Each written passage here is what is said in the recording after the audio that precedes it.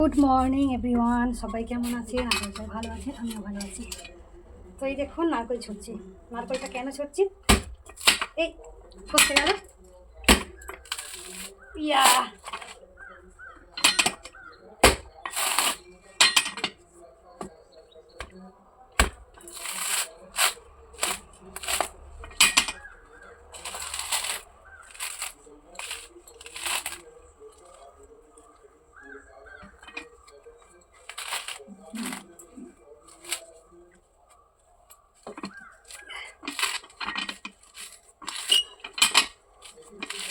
নারকেলটা ছুটছি।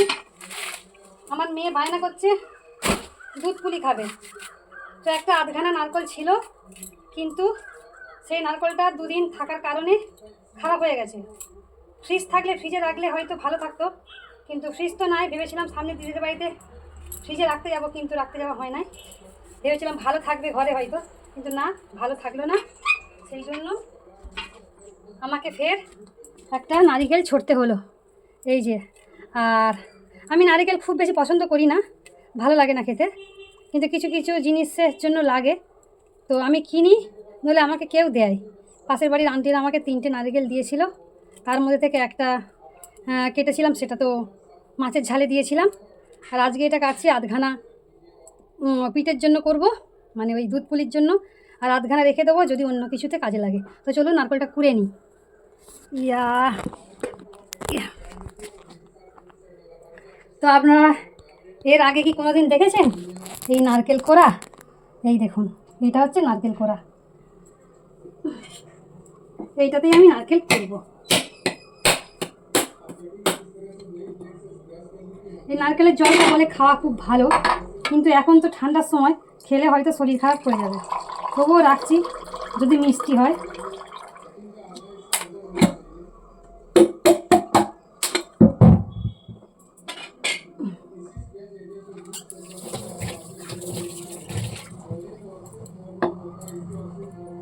এই দেখুন, খুব সুন্দর নারকেলটা। একটু জলটা খেয়ে দেখি, ভালো টেস্ট আছে জলটা। তো আমি নারকেলটা কুড়ে নিই। এই দেখুন, এরকম দাঁড়িয়ে দাঁড়িয়ে নারকেল কুড়তে হয়। নারকেলটা মনে হচ্ছে খুব দুধযুক্ত নারকেল, কারণ সঙ্গে সঙ্গে হয়ে যাচ্ছে। তো নারকেলটা দেখুন অনেকটা দুধ আছে, অনেকটা দুধ। এরকম দুধযুক্ত নারকেল আমার ভীষণ পছন্দ। আর এরকম দুধযুক্ত নারিয়েলের পিঠে ভালো হয়। তো চলুন ততক্ষণ নারকেলটা কুড়ে নিই, তারপর ফিরে আসবো। এটাকে নারকেলের ছাই মারবো, তারপরে যাব দোকানে চালের গুঁড়ো কিনতে, চিনি কিনতে। গুড় দিয়ে করলে খুব ভালো হয়, কিন্তু আমাদের এখানে তো খেজুরের গুড় পাওয়া যায় না, সেই জন্য আমি চিনি দিয়ে করব। গাইস, এই যে স্টার কোম্পানির চালের গুঁড়ো এনেছি আধা কিলো। এইটার দাম নিয়েছে আপনার, এখানে 39 টাকা লেখা আছে, 35 টাকা নিয়েছে, তাই তো? তো এই আধা কিলো দুধ পুলির জন্য অর্ধেক করব, বাকিটা রেখে দেবো। দেখি কি করি। আর এদিকে দুটো কড়া বসিয়ে দিয়েছি দুদিকে, একদিকে জল গরম বসাবো, একদিকে চালটা ভাজবো, মানে চালের গুঁড়োটা ভাজবো। চালের গুঁড়োটা ভাজা হয়ে গেলে তারপর নারকেলের ছাই মারবো। তো এদিকে আমি চালের গুঁড়োটা ভেজে নিচ্ছি, বেশি ভাজবো না, হালকা করে গরম করা যাকে বলে। এদিকে জলটা বসিয়ে রেখেছি। আর চালের গুঁড়ো সবসময় নাড়তে হবে, নইলে জ্বলে যাবে আর বিচ্ছিরি গন্ধ হয়ে যাবে, বেকার হয়ে যাবে সব কিছু। তো সুন্দর করে নিই। তো গরম জল করে আমি এই কড়ার মধ্যেই দিয়েছি, আর খুন্তির সাহায্যে এটাকে আমি চেপে চেপে দিচ্ছি, যাতে গরম ভাবটা বেরিয়ে গেলে আমি হাত দিয়ে এটাকে মানে মেখে নিতে পারি, সেই জন্য। তো প্রচুর গরম, হাত দেওয়া যাচ্ছে না বললেই চলে, হাত জ্বলে যাচ্ছে। বেশি জল দিলেও ভয় লাগছে, বেশি জল দিয়ে ফেললে নরম হয়ে গেলে সেটাও সমস্যা হয়ে যাবে, হাত দেওয়া যাচ্ছে না। ওই জন্য চাইছি যে তাড়াতাড়ি একটু ঠান্ডা করে নিতে। তো দেখতে পাচ্ছেন এটাকে আমি সুন্দর করে মেখে নিচ্ছি। এটাকে মাখতে এখনও হবে কমসে কম 10 মিনিট এটাকে মাখবো, তবে এর গাটা মানে সফট হবে, এখনও সফট হয় নাই। তো গাইস, এই দেখুন সুন্দর করে মেখে নিয়েছি। এটা আমি ঢাকনা দিয়ে রাখবো, কারণ এটা এখন হবে না, পরে হবে, কারণ এখন ছাই করবো। ছাইটা করার জন্য এই দেখুন কড়া আমি বসিয়ে দিয়েছি। তো কড়াই আমি নারকেলের ছাই নারকেল দিয়ে দিলাম। এবার আমি এর মধ্যে চিনি আর একটু এলাচের টুকরো দেবো। নারকেলের ছাই মেরে নিচ্ছি, এলাচ দেওয়া হয়ে গেছে, চিনিও দেওয়া হয়ে গেছে। এটাকে আমি নেড়ে একটু লাল লাল হলে নামিয়ে নেবো। তো লেচিগুলো আমার করা হয়ে গেছে। এবার আমি আঙুলের সাহায্যে গোল করে এর মধ্যে পুর দিয়ে দেবো। পুর দিয়ে মুখগুলোকে মুড়ে দেবো। তো এইরকম করে করতে করতে সব কটা পিঠে প্রায় করেই ফেলবো। একটু ধৈর্য ধরে করতে হবে। এক হাতে সব কিছু করতে গেলে সব কিছু একটু দেরি হয়, কিন্তু হয়ে যায়। তো তখন ঠাকুমারা এরকমভাবে শিখিয়ে দিয়েছিল, তো সেই সিস্টেমেই আমি করছি। এর মধ্যে নতুনত্ব কিছুই নেই, আমি যেরকম পারি আর কি, যেভাবে। তো মেয়ের অনেক পছন্দ বলে সেই কারণেই করা।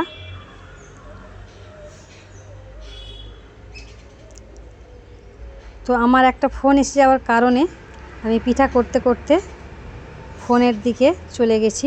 দেখতেই পাচ্ছেন যে আমি দাঁড়িয়ে আছি আর ক্যামেরাটা আমি অফ করতে ভুলে গিয়েছিলাম, যার কারণে মনে হচ্ছে যে আমি দাঁড়িয়ে আছি কিছু করছি না, কিন্তু তা না, একটা ফোন এসে গেছিলো সেই কারণে।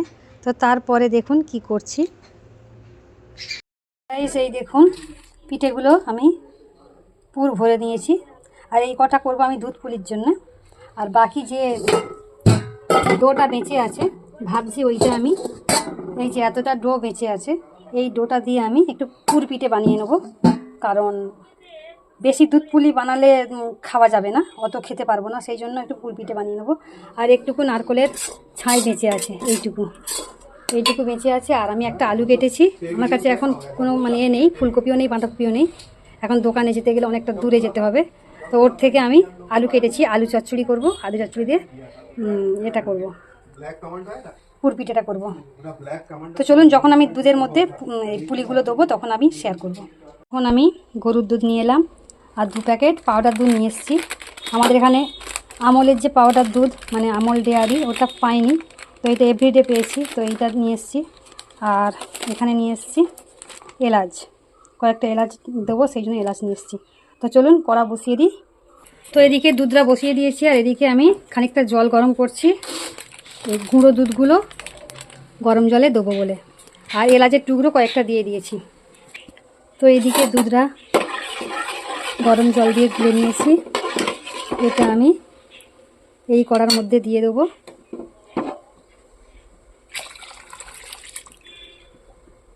তো কড়ার তলায় দেখতে পাচ্ছেন একটু দুধ লেগে আছে, এতে খানিকটা জল দিয়ে দেবো। তো অনেকটা দুধ, এখন চিন্তা করছি পিঠেগুলো দেওয়ার পরে দুধটা ফুলে কতটা দাঁড়াবে, মানে উপরে উঠে যাবে, সেটাই চিন্তা করছি। দেখা যাক কি হয়।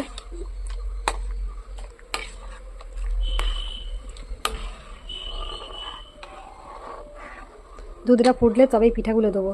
আর পিঠাগুলো অনেকক্ষণ করছি বলে ঠিকই আছে, তবে অনেকক্ষণ রেখে দিলে হাওয়াতে মানে ফেটে যায়। এই দেখুন, দেখছেন এখানটায় ফাট ধরে গেছে।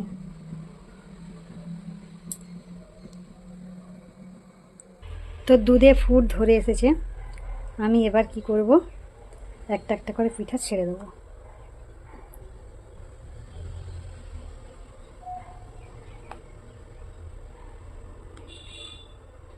তো এই পিঠাগুলো আরও ছোট ছোট করলে ভালো হয়, একদম ছোট ছোট, কিন্তু ধৈর্য ধরে করতে হবে তাহলে। আমি সেই জন্য এতটা বড় আকারের করেছি, আপনারা পারলে এর থেকে ছোটও করতে পারেন, অসুবিধা হবে না। ছোট ছোট করলে কী হয়, খেতে সুবিধা হয়, সবাইকে দিতে সুবিধা হয়, ছোট ছোট বাটি করে কিংবা প্লেটে করে। তো আমরা ঘরোয়া হিসাবে খাবো আর ঘরে খাবো 3 জনে, তো সেই জন্য আমি এরকম সাইজের করেছি।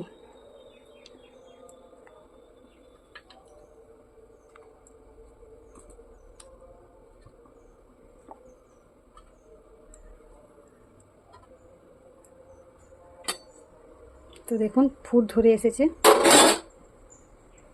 মানে এক্ষুনি ফুটে যাবে আর কি, ততক্ষণ ফুটুক। তো দেখতে পাচ্ছেন খুব সুন্দর ফুটছে। আমি এখনও পর্যন্ত চিনি দিই নাই, কারণ চিনি একটু পরে দেবো, যখন ঘন ঘন হয়ে আসবে তখন চিনি দেবো।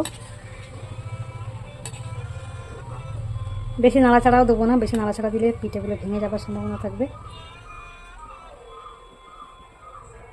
এবার আমি এর মধ্যে চিনি দিয়ে দেবো পরিমাণ মতো।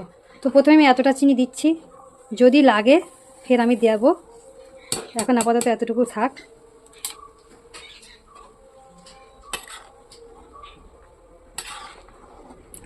যদি গুড় থাকতো, গুড় দিলে কালারটা লাল লাল হতো, তো হেবি সুন্দর খেতেও হতো আর দেখতেও দারুণ লাগতো।